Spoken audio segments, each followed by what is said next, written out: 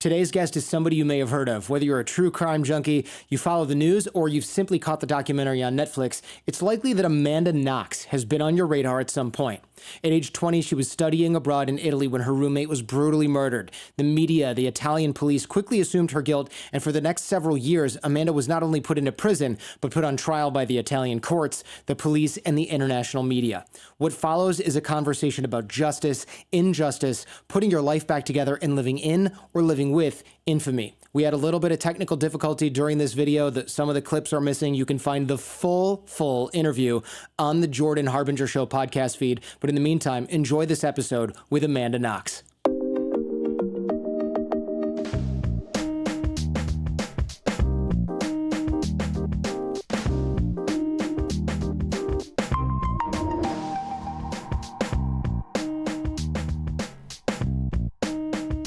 Yeah, I did it. I cut her up, and I have a project, though, in fourth period. Can I leave now? And they were like, you're under arrest. And it's like, hello, the kid is not all, he doesn't know what's going on. Yeah, and false confessions is one of it's one of the causes of wrongful convictions, and that includes, incentivizing witnesses to lie, and the problems that come with eyewitness identification. A lot of people come into the courtroom claiming to be able to definitively identify a person, and it turns out they can't. They're actually not so sure. But false confessions, for me, are one of the more brutal ways that cause wrongful convictions, because they are an insidious and subtle way to hurt someone. Like there are overt ways that police can abuse people: punching them, hitting them, throwing them to the ground, putting a knee on their neck. And then there are subtle ways that police can abuse people who are in their custody, or in my case, technically I wasn't in their custody, I was just in their office. And with Brendan Dassey, he's a classic example of someone who is particularly susceptible to the coercion and manipulation of what was happening to him. He was young. He doesn't have a terribly high IQ. He understood that these were authority figures who wanted something from him, and he was doing his best to give them what he wanted. A lot of people think now because especially of Brendan Dassey, there's a sort of acceptance that, oh, okay, well, if you are very young and you are very impressionable, false confessions can happen. We understand that now. But what people still don't understand is that you don't have to be super young and not have a high IQ to be susceptible to these kinds of coercive tactics. There are a million reasons why people falsely confess. In my case, it was because I was tricked into thinking that I had amnesia. It didn't help that I was in a place where I was also very young. I was alone. I didn't have any of my normal authority figures around me that I could refer to. And I was speaking a foreign language. It didn't, all of that didn't help me. But some people have argued, well, Amanda wouldn't falsely confess because she's a college student. She's intelligent. She's, got high test scores. And it's like, no, to be impressionable simply means that someone has to be able to impress something on you. And we all have our points of weakness and vulnerability that a skilled interrogator can learn to press. And if they press it hard enough in just the right way at just the right moment, they can get anyone to say anything. I was made to genuinely believe that I had somehow witnessed the murder and didn't remember it, because I couldn't understand why else the police were screaming at me and hitting me.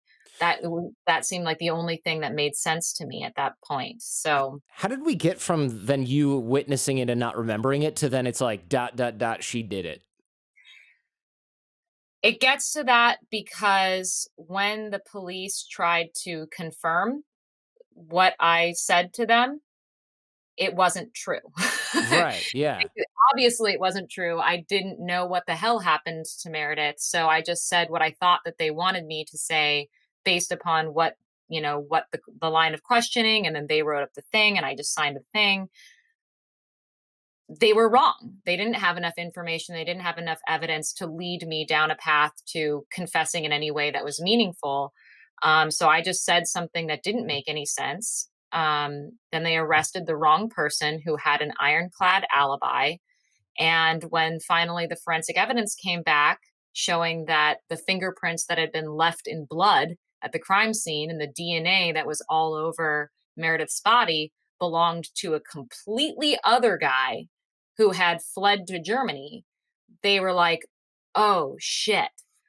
Either Amanda is completely innocent and we're assholes, or we're still right and Amanda just put in someone else into her scenario. And so we're going to just kick Kim out and put the other guy in and make Amanda the criminal mastermind, because here she is in the interrogation room telling us half lies. So instead of saying like, okay, let's be rational about this and like go look at this, it's like, oh shoot, I've just given 8,000 interviews about how great of an investigator I am, and our forensic team, which is like a bunch of cops that have never done forensic investigation and have contaminated every piece of evidence to the maximum extent possible, we will have to outline all of that for all the politicians, the whole media, the courtroom, or we just double down and be like, no, she's still guilty. Here's this other gymnastics that we can do that sort of like still ropes her into this. That way we don't look like we just could convict literally anyone of a heinous crime, which would be a nightmare, because the media never cared about the truth when it came to this story. They just wanted to sell tabloids and capitalize on the situation. Like I said in the beginning, pre-show, it was like these dumb headlines that even as a 20-something, I looked at it and I was like, this is so stupid. Of course, this random girl who's like 20 did not orchestrate this ridiculous thing. I mean, it just didn't even make sense. Even when you read the articles that were 99% bullshit about it, it didn't even make sense. Like, I had the luxury of being able to close the X on the window when I looked at your social media or when I looked at like these articles, and you don't have that. So you truly had my sympathy on this. And lots of people online, even now, they'll say like, oh, I can read body language. You see, like when she looked at to the left, that means that she's lying. And did you read Malcolm? Doing that to this interview as well. Of course they are. They are. And that's why I wanted to bring this up, because we've had a lot of body language experts on the show that say these are like the OG body language guys, and they go, you can't tell when someone's lying using nonverbal communication unless I've been interrogating you for 6 hours and your baseline changes. And even then, I'm like 51% at this. And this is like guys who invented reading nonverbal communication in the police interrogation scenario. And they're like, it's a bad indicator. You can't do it and you shouldn't try. And yet some guy on YouTube is like, she's guilty. I mean, I'm so impressed that if they're the people who developed these methods, like they're willing to admit that their methods have vast limitations. Like I find that really impressive, and I applaud their integrity, because it's so tempting and so human to attach and insist upon the importance of something that you've invested your time and energy and reputation in. Um, that was one of the reasons why the police really doubled down against me, and why they do that in time and time again here in the US in wrongful convictions cases. It's because we've invested not just our time and our energy, but ourselves, like our identities, into the works that we've done. And if we realize that the outcome of that work is not what our intention was, we have a choice. We either say, oh, I was wrong, or you say, or there are just criminal psychopaths out there in the world who can trick me, but I got them back and I tricked them back, Yeah. And there is an old culture of that. Recently I've, I don't know if you know this. I haven't really like super publicly advertised this, but, and in fact I wasn't, but my prosecutor sort of kind of did. I guess it really depends on if you read Italian newspapers or not, but I've Not so been much. I've been in contact with my prosecutor, and I've been talking to him about what happened, coming from a place of trying to understand why he felt like he was doing the right thing. Hmm. Because I've always sort of intuitively understood that the vast majority of people, including the people who hurt me, um, think that they're doing the right thing at the time. And that's one of those, you know, difficult truths that I don't think is very often acknowledged in Hmm. society. Sort of think that there are bad people and there are good people, and you can tell who the bad people are because of the outcomes of their whatever they do. And that's not true. Like, a person's intentions can be different than their outcomes. And I think that someone can be motivated um, and have like noble, genuinely noble goals and still do incredible harm to other human beings. And knowing that, I had to really look at who the person of my prosecutor was. And, he's a man who grew up in a very different culture and a very different time than me. And I learned that he is a big fan of this detective series called like The Adventures of Mccrae, like Detective Mccrae. It's basically like French Sherlock Holmes. Okay. French Sherlock Holmes is very, very similar to Sherlock Holmes, where he's this guy who is super sharp and is able to glean vast truths from seemingly inconspicuous circumstantial details that he puts So together. dangerous. So Yeah. dangerous. Oh, she looked to the that's the police version of, oh, she looked to the left, she's lying. It's like Columbo when he's like, so you rip the paper off the printer with your left hand as you walk by the table, but if you were going that, and then it's like this whole extrapolation that just falls apart under even like the most minor scrutiny, but you don't give it that because you want to be McCrae or whatever. And so Yeah, you're well, like, aha. fetishized, and it's certainly been it's been a fetishized and celebrated way of thinking, and it's not necessarily illogical. What it fails to take into consideration is how much cognitive bias affects people's ability to recognize what is meaningful or not. Hmm. So, the craziest, the craziest, obviously crazy person is going to see the number 69 wherever he goes, because you can always find patterns. Our brains are really, really efficient at finding patterns. And so, really, like, confirmation bias and other cognitive, biases can lead people to see what they want to see, and to be able to, and because we have this sort of celebration and fetishization of that sort of intuitive logician, we haven't until very, very recently started to question whether or not that sort of old school OG detective is an effective means of gleaning truth or not. Yeah. um, that's coming out of a world where they would just beat the crap out of people until, and then hang them. Like, Right. you have to like note that there's a progression, like that fetishization of logic and reason came from a world where wrongful convictions happened all the time and no one gave a shit. you Right, because know they were like cutting off a finger every time you said you didn't do it or something. Yeah. and it didn't matter. And so, like, this is a long history of us developing a better relationship to truth, at least when it comes to truth in a legal sense. I think that as people are realizing that a lot of how people perceive what is true is often subjective, that's called into question the very idea of truth, which Hmm. is also dangerous because, yes, how we present information and what information we recognize is going to influence our ability to determine what is true. That's totally true, but that doesn't mean that truth doesn't exist, right? Like, whether Yeah. we notice that gravity is there doesn't mean that gravity isn't there. Um, you know, Have you read Malcolm Gladwell's book and the latest one where he talks about matching and things like that? Because I wondered if, your reaction wasn't what people thought a guilty or a not guilty person would look like, depending on where they fell. And so a lot of people would say, oh, well, look, she's not doing this. And this is why the way innocent people react. Gladwell calls it the friends effect, where we think anyone who's surprised is like, oh my God, when really surprised people could just be like, what? This very subtle reaction. And you had these different reactions that didn't match what people expected.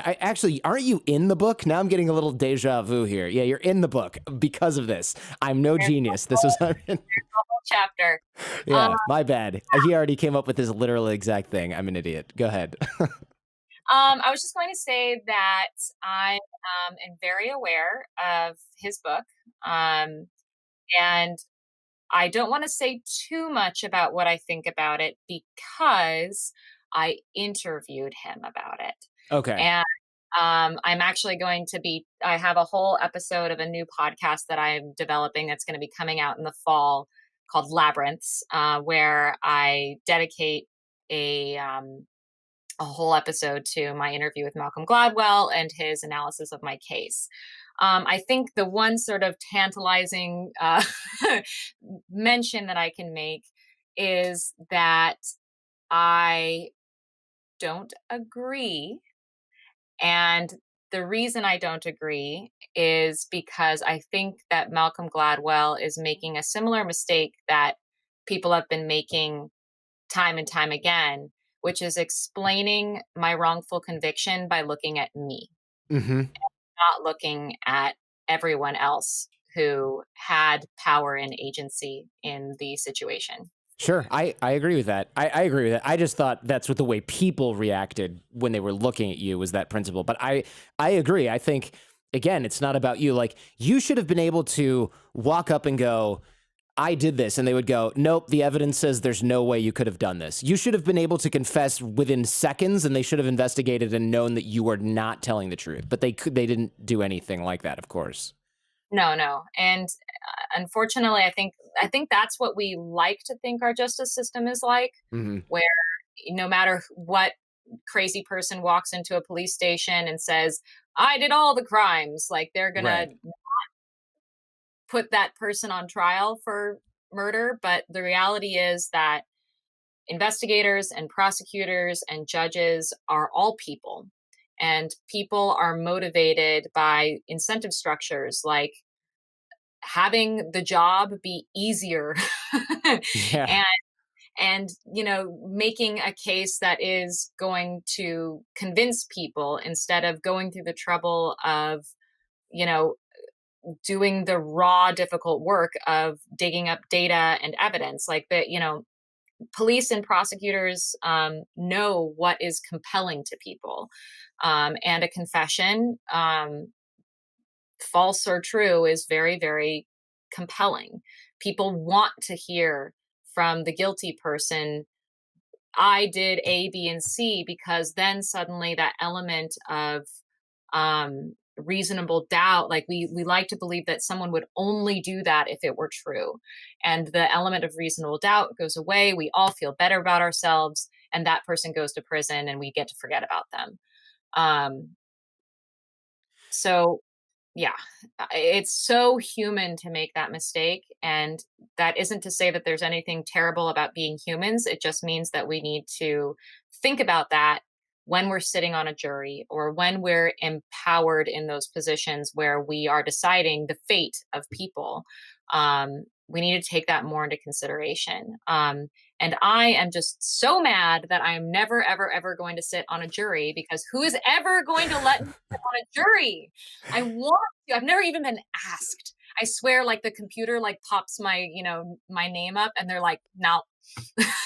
You're probably right. I mean, they probably just go like, is this person, there's got to be something in there that's like, is this like a notable figure for any reason? Okay, we can't do that. Like, it would just be a waste of everyone's time, because any lawyer is going to come in and have, whether they're a plaintiff's lawyer or I should say prosecutor or a defendant counsel, they're going to either be like, yes, or they're going to be like, hell no. Like, there's no point in even putting you in the room and wasting everyone's time. Like, there's no chance.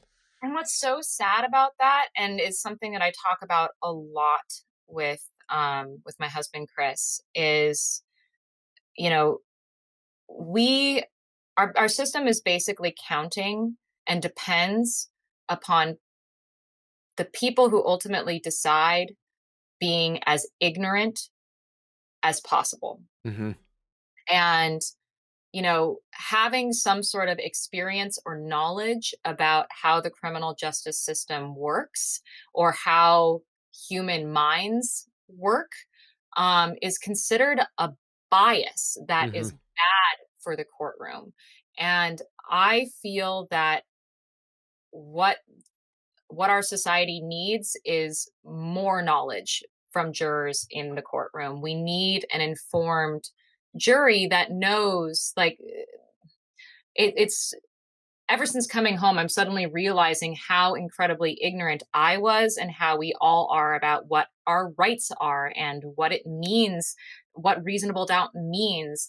And this is coming from, also from a place of, like, victim standpoints. Like, victims are walking into the courtroom not knowing what to expect, not knowing what their rights are. Jury members don't know how to sit there and appreciate their experience, and how difficult it is to relive your experience over and over again in front of people. Like, these are all ways that ignorance is being manipulated and taken advantage of in our justice system, by both sides, by the prosecution and the defense. And it's really unfortunate, because it leads to wrong outcomes so often.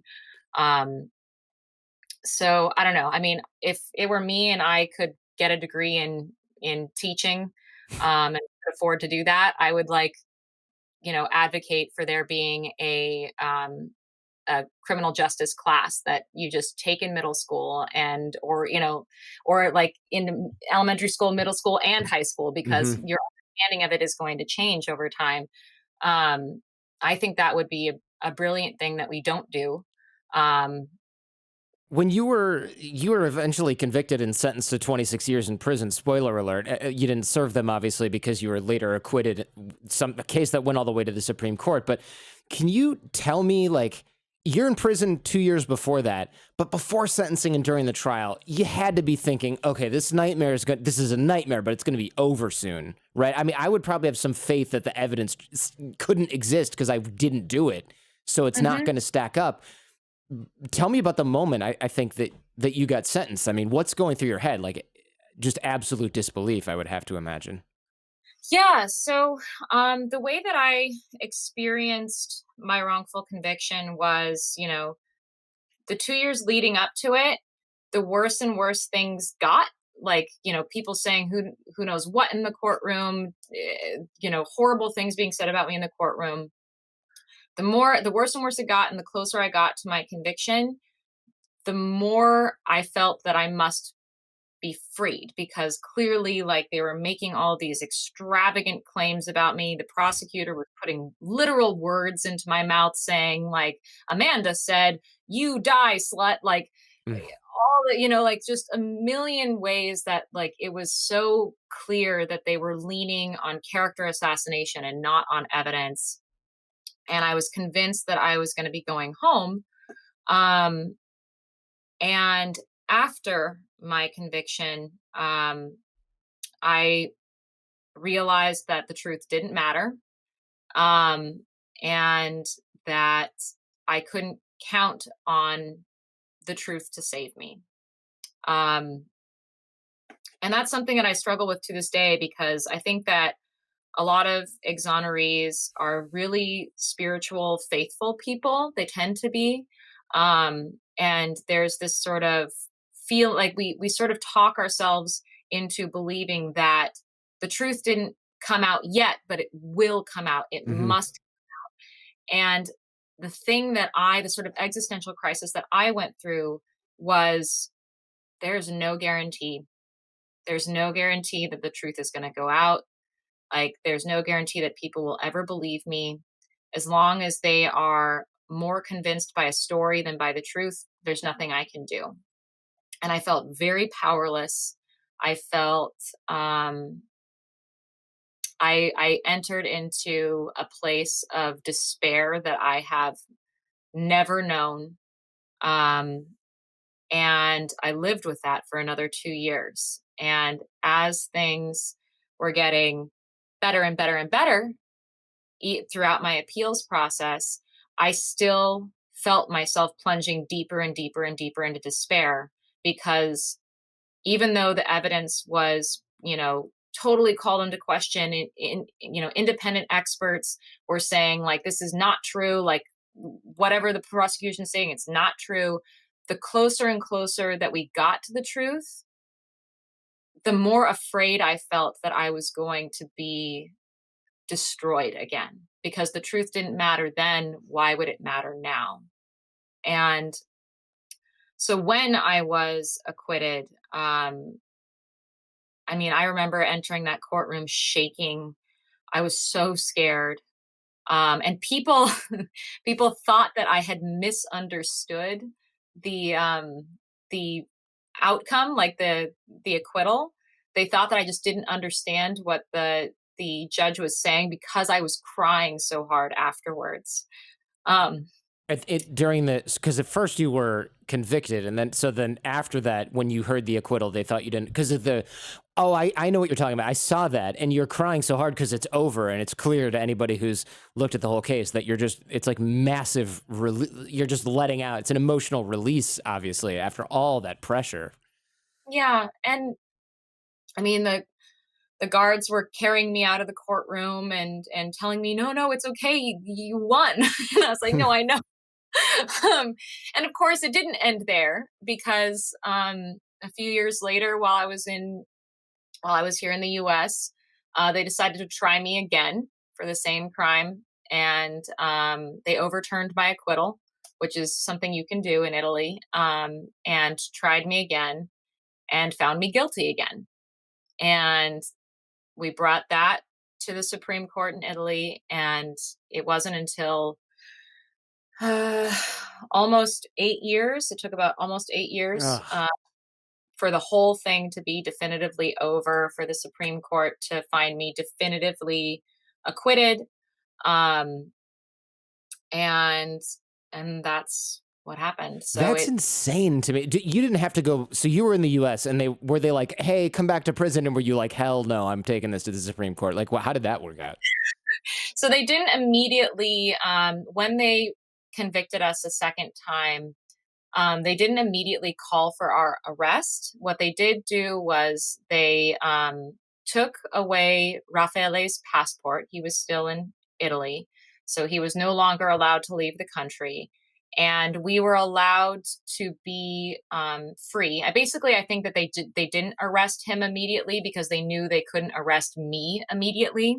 Right, because Uh, FYI to people who don't know, they said he did it with you. So this guy who's known you for 5 days is like also in prison for a murder that neither of you committed, and is probably like, this is the last time I meet foreign women or whatever. Like this poor guy is going through, right? This poor like nerdy Raffaele, guy. like, the thing is, Raffaele was never the interested, person to the cops, and the cops were trying to get him to turn on me the entire time. They were trying to tell him, she's a stupid cow, like, you need to just let it, tell us the truth that she Hmm. did it. He refused, because he was like, no, she didn't do it. And he could have walked out of that. He could have been an incentivized witness who was basically coerced by the cops to testify against me. And he had they were basically bribing him with the greatest bribe that you can give to anyone, which is their freedom. And still he had the wherewithal and the integrity to refuse it. So kudos to Raffaele, Wow, and you. that's impressive. I don't know if I would have held up under that circumstances for a woman I just met as well. I'd like to think I'd do it for my wife.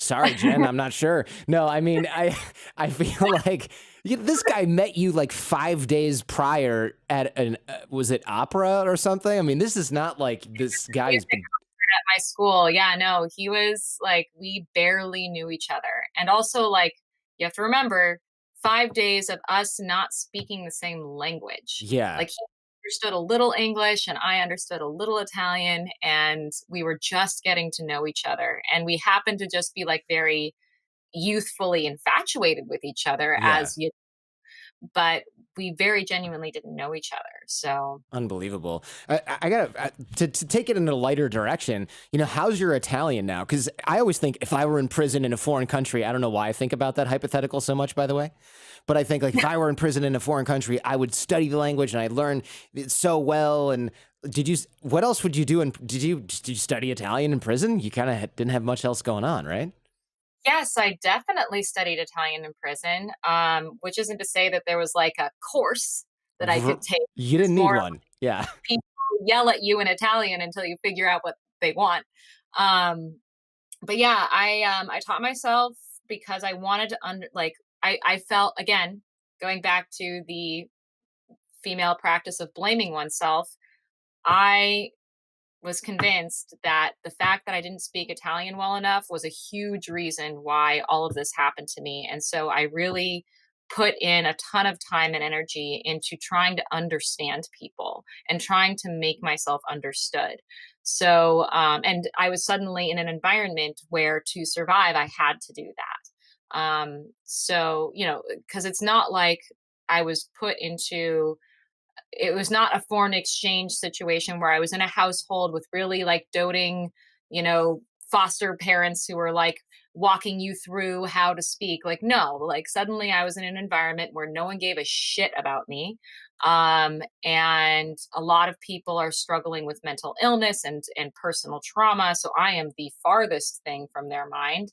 And I am locked in a room with them for 22 hours a day. So this was my reality, and the way that I managed that was I immediately took a dictionary out. Like, I asked for a dictionary, they gave me a dictionary, and I meticulously worked through whatever books I could get my hands on, just kind of word for word translating, trying to read, trying to learn the language, and then on my own spending hours and hours and hours a day practicing how to conjugate different sentences in different ways. So like I was at a point in my Italian where I was familiar enough with the present and the past tense, but there are all these complicating factors like what would I have done? What will be the thing? And so like there were all these like subtleties of language that I was unable to convey that I spent so much time just like filling pages and pages with I walked to the store. Hmm. Will walk to the store. I would walk to the store. I would have walked to the store. Like, and just like trying to like get it into my brain how it was the language was working and therefore how to understand what people were saying to me. Do you like speaking Italian, or does it just bring back too many bad memories? Like, oh, that's the language from when I was locked up unfairly for 4 years. It's both. So I am a language file, and I love being bilingual. I speak Italian happily with friends who speak Italian. I have Italian friends, and I speak and I want to speak it with my children when I eventually have children. I have a lot of good memories from speaking Italian, and I can speak Italian. Parli italiano? No. Mm-mm. Okay.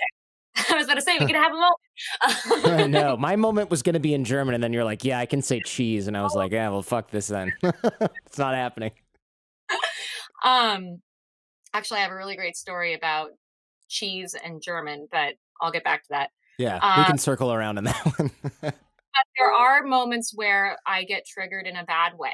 And an example of that is when, sort of early on when I got back home, I was invited to come to a international film festival thing. Hmm. And again, it was like I had to keep it on the down low. I really didn't want to be seen.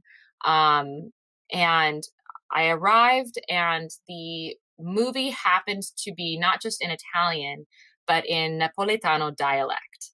And Napoletano dialect was the most common dialect that I heard in prison.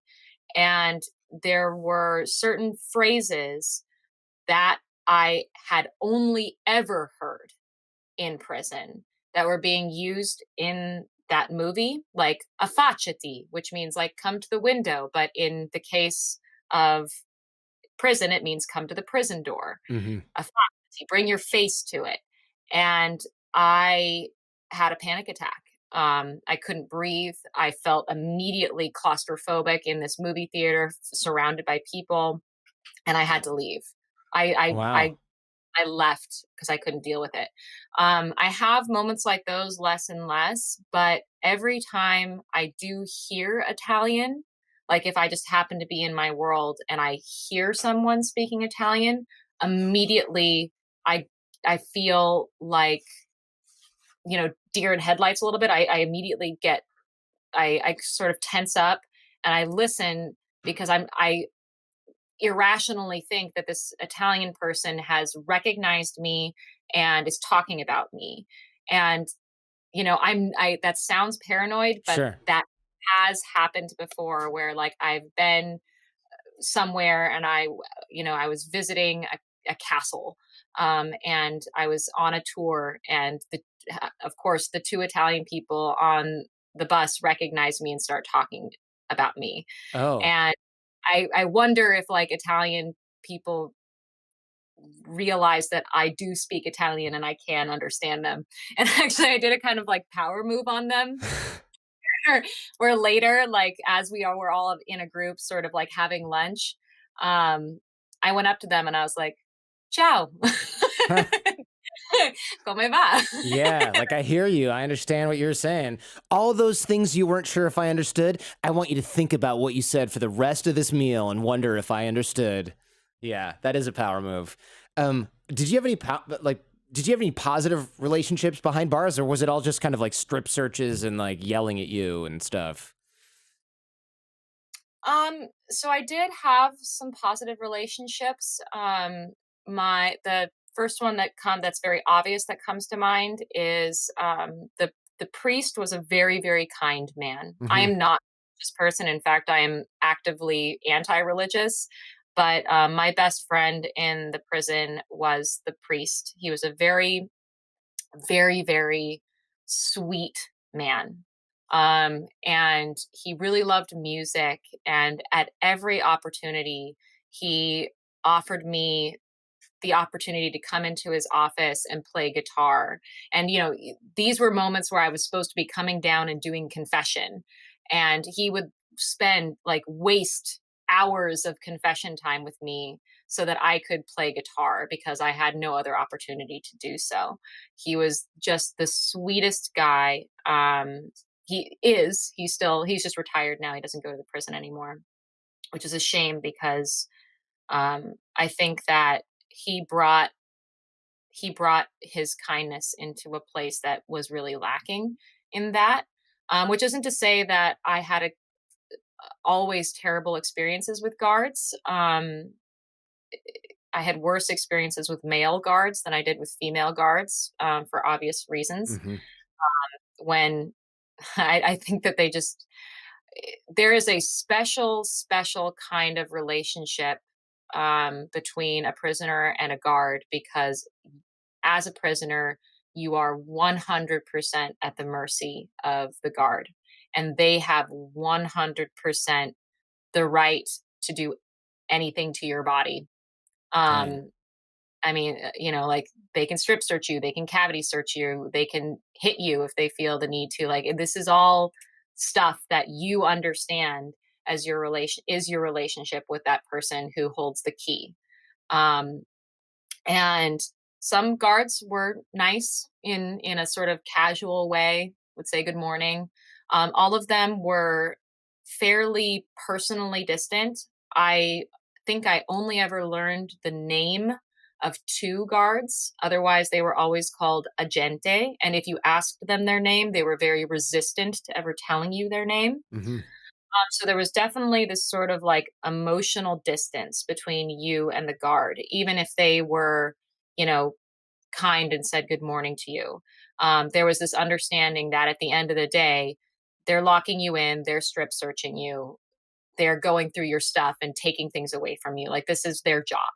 And so they themselves have to emotionally distance themselves Sure. from you. Yeah, and it's also a safety thing. I mean, for guards in an Italian or in any prison, but an Italian prison for sure. Like, we don't have to go down that road. But I wonder about the lack of human touch or healthy human touch. I mean, that's why I brought up strip searches, not to be all like pervy, but because like, is the only time you're getting touched is when someone's like, "Did you hide something in your butt?" Like, that sounds awful. And again, I'm not trying to make light of it, but like, it's such a weird situation where no one is nice to you or no one's touching you unless it's victimizing. Yeah, that's huge. I got to the point where it was a big thing for me to be able to sit across from my family members and actually hold their hands. I was not when I was being visited, it wasn't like the movies where you're behind the glass and you have the phone. I was lucky enough where I didn't have that situation. The visitation was a small room where there were tables and we sat at the table and we could hold hands and we could hug at the beginning and end of the visitation. So I was able to get that kind of touch, but it got to the point where I was flinchy and I didn't like to be touched. And I am a very physically affectionate person. I just like I hold things and I touch. I have Mhm. cats love it because I'm just super cuddly with them, and my husband, like I'm super cuddly, and that's another one of the reasons why people were like, "Oh my god, Amanda, she's like latched onto her boyfriend and sitting in his lap in the days following the murder." And it's like, well, I was seeking comfort, and my comfort is like sitting in someone's lap. Like that's where I feel safe. So anyway, I got flinchy and I got weird about being touched, and for that to happen to me is a big thing. And it's one of the reasons why, like, so often, I can't speak to male prisons because I know that a lot of it is assault and not consensual. But in female prisons, there's a lot of like seeking of that sort of physically affectionate touch, um, that would otherwise be taboo to that person in the free world. Like, there's that stereotype of people becoming bi in prison, and it's not Mhm. so much. I mean, from what I saw, and I actually wrote an article about this a while ago, it wasn't that like people were suddenly becoming sexually aroused by the women around them. It was that starvation of human connection and a feeling of any kind of intimacy. And often that intimacy was simply expressed by, this is the person I hold hands with because I need someone to hold hands with and who is meaningful to me, and that's my person. Um, so it's so sad. And also so amazing the way that human beings adapt to really harsh environments and find ways to experience each other's humanity, despite amazing limitations. So This was obviously the worst part of your life, and you'd never want anyone to go through it. I wonder if there's anything that you got out of it where you're like, this was actually a gift, or is it just all darkness? And don't say I had a lot of time to read. I feel like that's too cliche. I did have so much time to read. Um, I was forced to um, I was forced to plumb the depths of myself, to survive. And I had to grasp at any strand, however frail, of strength or hope or endurance or whatever, in order to get through what I went through. And in the process, I learned to know myself in a way that I did not before. Um, that is a valuable experience that I am grateful for, but it's again not a guaranteed experience. It's not like everyone who goes to prison successfully plumbs their depths and gets to know their limitations and doesn't get utterly horrifically traumatized for the rest of their life from having to go through that. I can't say that I am not a broken person because of that. I think, and I'm often told, that I come across as a resilient person who can articulate myself now and can actually have relationships with people. Like, I'm grateful that I'm able to do that after all of that. It's not guaranteed. So I'm grateful that however I was able to do that, I mostly thank my family that I never actually had to be genuinely alone, to feel utterly alone. I think that would have destroyed me. Um, that would have been a limit for me. And I was not forced to go past that limit. So I think that I found my limit, but I wasn't forced to go past it. And I'm grateful. So Yeah, no kidding. Do you think about the day to day? Do you think about the prison experience, or is it mostly kind of compartmentalized until some jerk like me sits you down and asks you a bunch of questions about it? I think about it a lot. Um, and not just because I spend a lot, like my work now is really focused on true crime.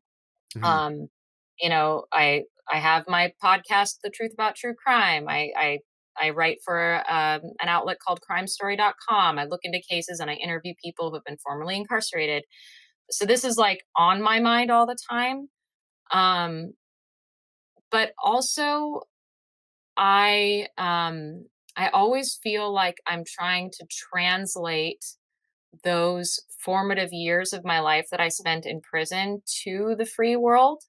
Um, and I don't know if that's because prison left so much of impression upon me, or if it's because I happened to have turned into an adult in that environment. Mm. And so, like, there's that double thing that's happening where I literally went from being a child to an adult in prison. And was that because of prison or was that because of my age? Was it a combination of both? Um, but I'm constantly comparing the free world to prison, even as my memories and the sort of feeling of proximity to prison diminishes. So, I don't have nightmares about guards feeling me up, and I don't like turn the corner and forget that I'm in my house and I think I'm in a prison block. Like, I don't have those moments, but I have that lingering feeling of dread that never goes away.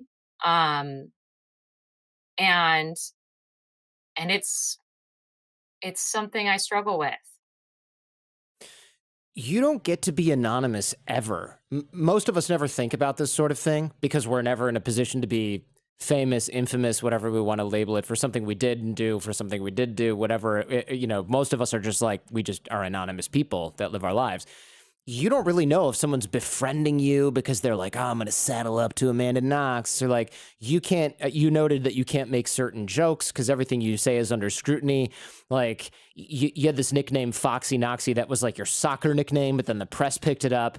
And you said something earlier, like, you can't fetishize that. And I was like, we're going to see that shit on Reddit later from somebody. She's like, look, she's using words like this. Like, everything is under scrutiny.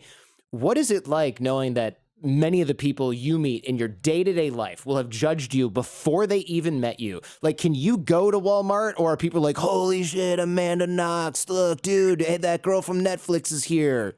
Get down here. It's a combination. So it's not like everywhere I go I have to wear sunglasses and a hat, Hmm. right? A lot of times I am recognized, but people don't know why they recognize me. Um, and even when, like, it'll happen where I need to call customer service because my internet's not working, and they'll be like, "Oh, you're Amanda Knox. Did you hear about that case about that girl named Amanda Knox? Is that you?" Oh, God. Have and that's like, I try to remember what place that's coming from. Like, most people are genuinely just curious about other human beings, and I don't hold that against them. Right. It is disconcerting, and I think one of the reasons why I've sort of leaned in to the fact that I am recognizable is a sort of, even just, like, defense mechanism where I think, like, there is no way that, like, to preface this, a lot of people are like, "Amanda, why don't you just fucking disappear already? Like, why do you have to have an Instagram account? And why do you have to go around talking about wrongful convictions all the time? Why don't you just disappear? If Why you don't you really want hide? Yeah. out, if you really want to hide, why don't you hide?" And there are two reasons for that. Um, One, well, there are multiple reasons for that. I think there's more than two. One is the fact that I don't like the idea of having to hide from my own life. This was a thing that happened to me. It's real.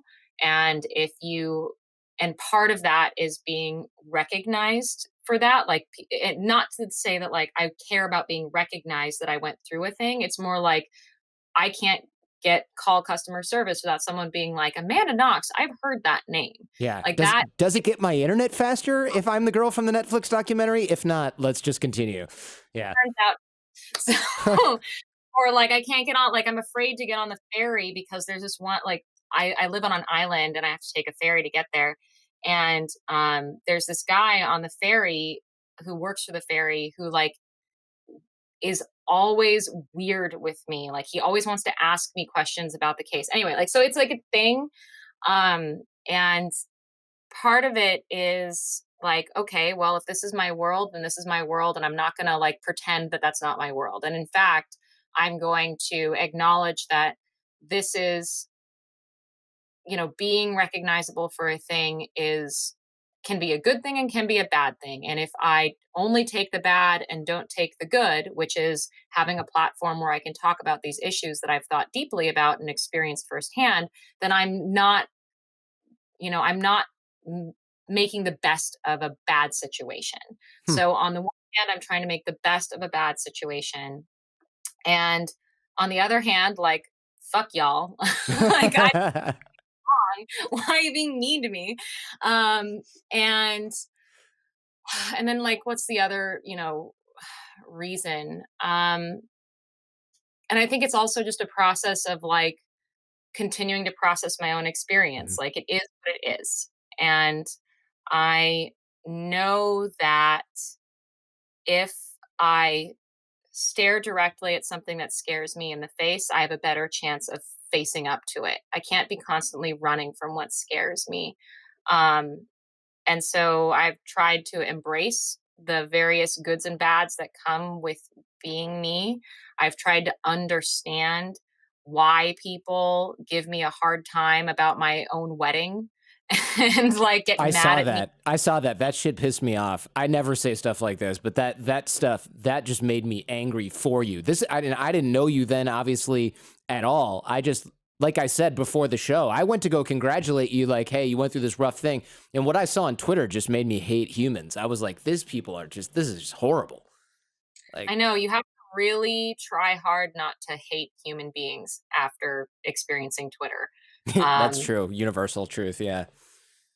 yeah, we're not our best selves on the internet. And I think that as we spend and wrap our identities more and more around who we are on the internet, that is going to lead a lot of people to be very damaged. Hmm. I think a lot of people who are lashing out are actually people who are damaged, Totally. hurt themselves, and are like projecting their hurt onto other people. So I try to remember that when people are attacking me. Um, and I'm more or less successful when it comes my own emotional stability. And I'm also trying to like acknowledge that the world is changing and human beings are relating to each other in new ways. And I can't just write off a whole new way that we're relating to each other as just bad. Like everything is literally not good or bad. It's just how you use it. And all of us are baby internet social media users right now. And so we're all acting like babies. And as we become more familiar with the medium and understand its limits and its strengths, my hope is that we'll be more sophisticated and thoughtful and not seek to constantly use everything as a club to hit other people with.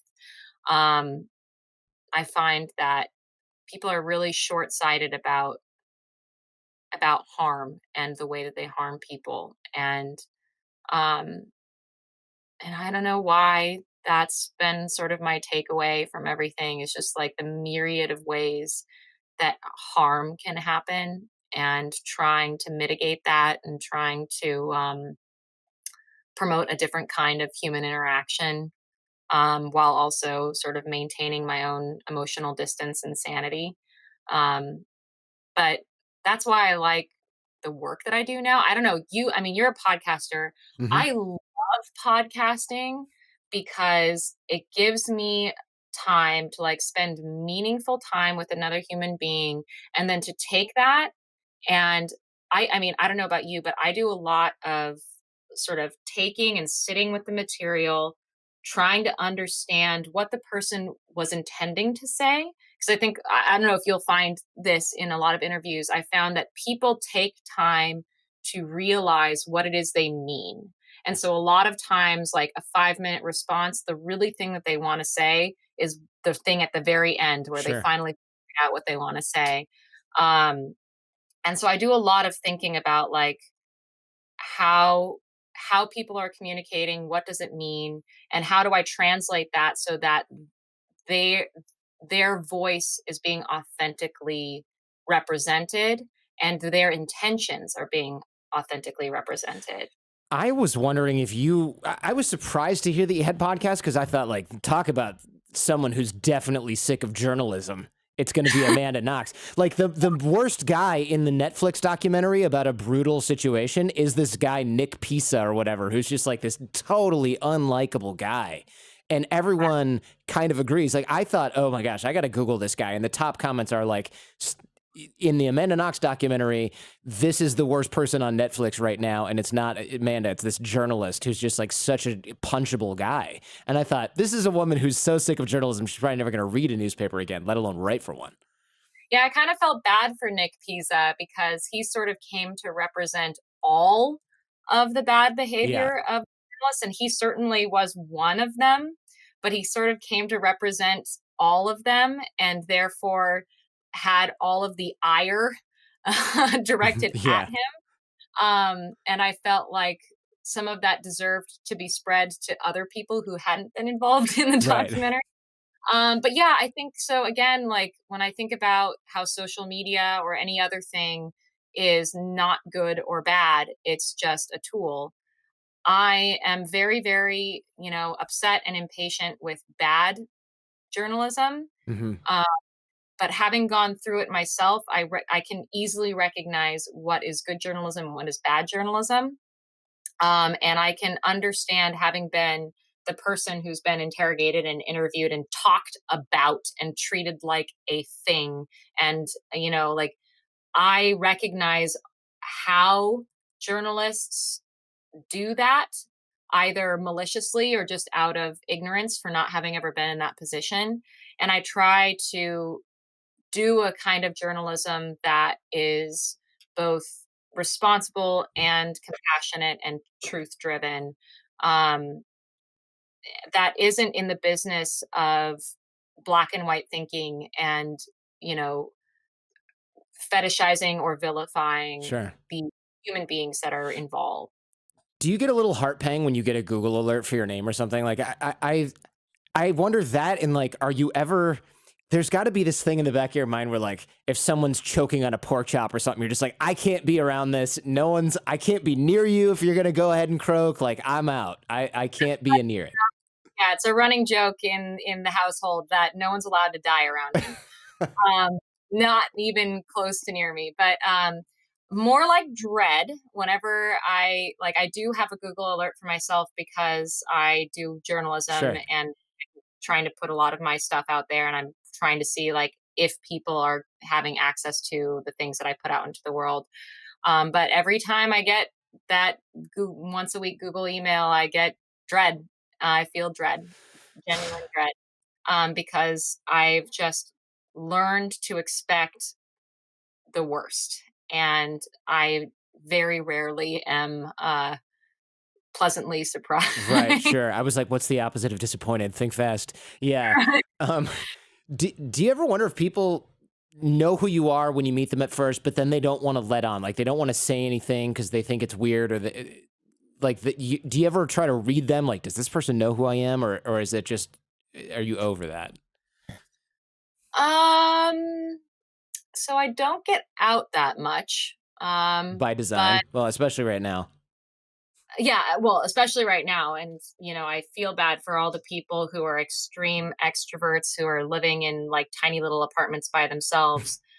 Um, because, I'm very comfortably at home with my partner and I have a craft room and like Hmm. I'm doing way better than most people surviving quarantine. I can still do my work here. Um, I I sometimes get I often get the impression that someone is maybe weirdly like, and I say weirdly not as a judgment of them, but just because I continue to find it odd, or like weird for me, when people are really excited to meet me.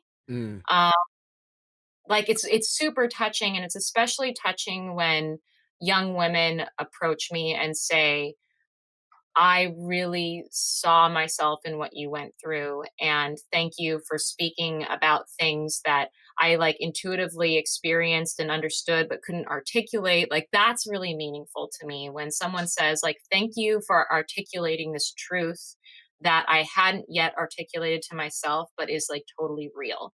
That is super, super validating to me. And it's something that I'm always trying to do.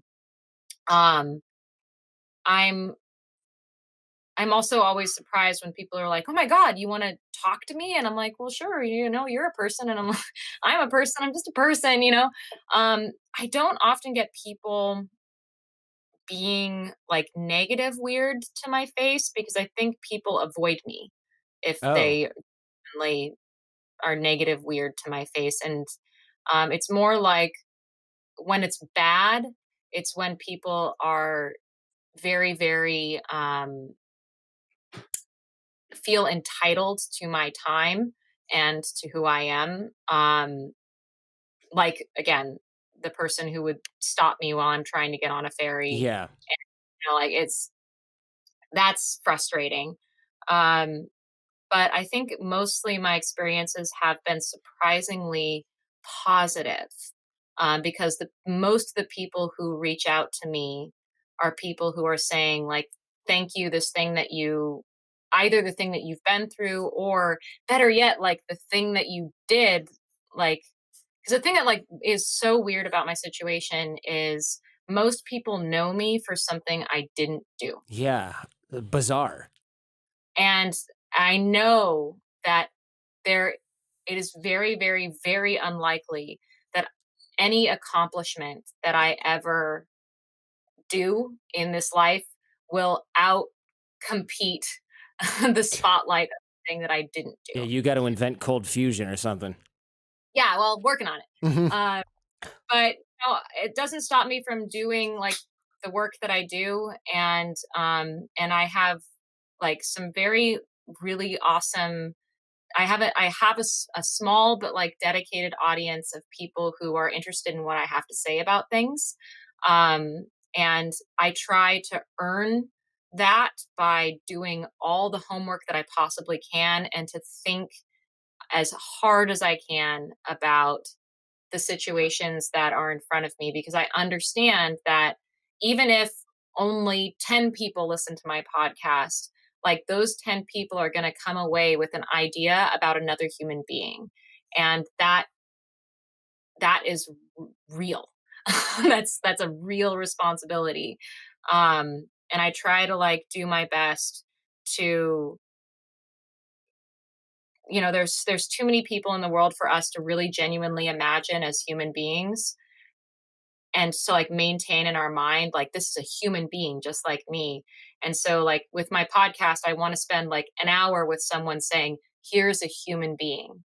And even if that person after the podcast like forgets that subject person is a human being, at least for an hour they spent some time being like, that person's a human being. And that's good. So Well, I applaud the way that you have handled yourself in the face of this. I'm so sorry for what's happened to you. Of course, you've heard that all the time. I do think, your life has definitely taken a turn when you resort to starting a podcast, though. I gotta rib you on that one. it's the best. I love it because I get to be safe at home with my cats. One of them is over here licking his butt. Nice. Those of you watching on YouTube get a nice view of that. and and I just get to spend time thinking about people's lives and trying to do for them what other people didn't do for me. Um whether you're guilty or innocent, like there's a human being behind every story. And that human being can almost always be completely understood, um, even just as like a person is making mistakes and is coming from a place of hurt or coming from a place of fear or who knows. Mhm. um, so yeah, that's I spend all my day working on stuff like that, and it's really hard because it takes me constantly back to places that hurt me, but it feels meaningful.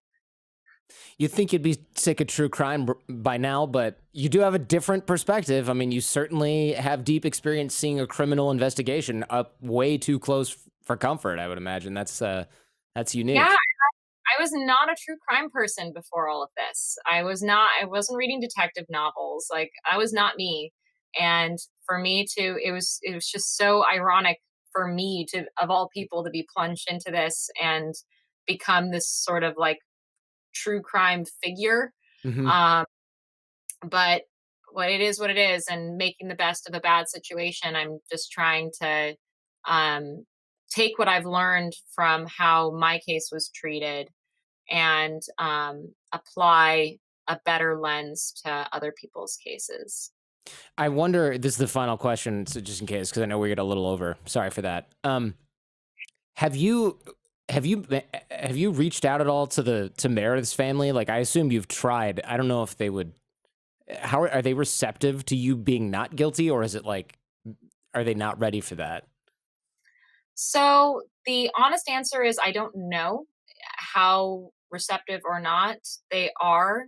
I have not attempted to reach out to them for a very, very long time. Um, I'm also sort of coming around to the position that it's not up to me to establish contact with them because I didn't do anything to them. And if one day they want to talk to me about what happened, um, I'm happy to do so. Um, but I don't feel that that is something that I is something I have to do. I would like to. I would really, really like to because we all went through something incredibly traumatic and we all lost someone that we cared about. And like what happened, what happened to Meredith fundamentally changed their lives and my life. So we have that in common and we share that. Um, but like so much has happened and their lawyers were particularly ruthless towards me, um, and that caused incredible harm. And I'm at a place where I would like to talk to them, but I'm not going out of my way to make it Hmm. happen. Amanda Knox, thank you so much. You're really open about this, and I just, it's really impressive. I don't know if I'd be the same in your shoes, but I'd like to think I would be like, now I'm going to be a criminal justice advocate, but I don't know. I might just disappear, you know? Honestly, I ask myself every day, like, should I keep doing this? Is this too hard and is it hurting me? Or is whatever I'm going through worth it because I can help someone else along the line? And maybe I'm also helping myself by working through stuff that is just too hard and what I normally, maybe this is my therapy for myself. I don't know.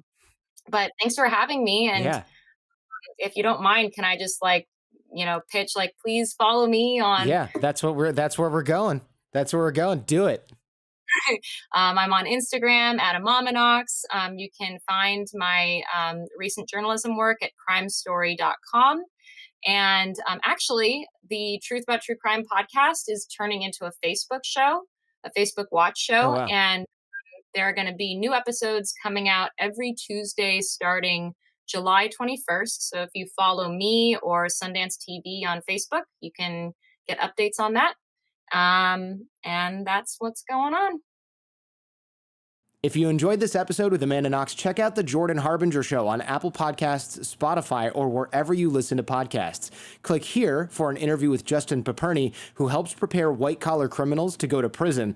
Click here for an interview with Malcolm Gladwell, and click down here to subscribe to the channel.